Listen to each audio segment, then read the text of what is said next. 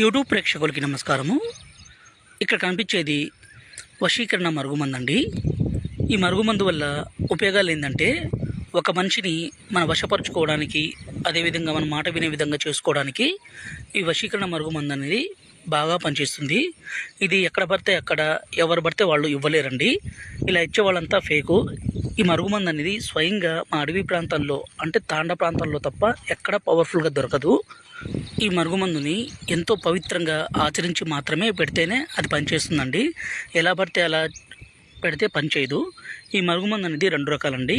పైన కనిపించే వీడియోలో పౌడర్ అండి. ఈ పౌడర్ని మనం వాళ్ళు తాగే దాంట్లో, అన్నంలో కావచ్చు, కర్రీస్లో కావచ్చు, జ్యూస్లో కావచ్చు, కూల్ డ్రింక్స్లో కావచ్చు, స్వీట్లో కావచ్చు, దేంట్లోనైనా ఇవ్వచ్చు.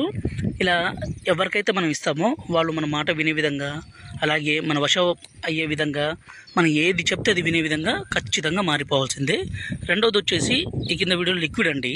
ఈ లిక్విడ్ని మనం వాళ్ళ పాదాలకు కానీ, వాళ్ళ చెప్పులకు కానీ, తలకు కానీ, శరీర భాగాలకు కానీ పూస్తే చాలు.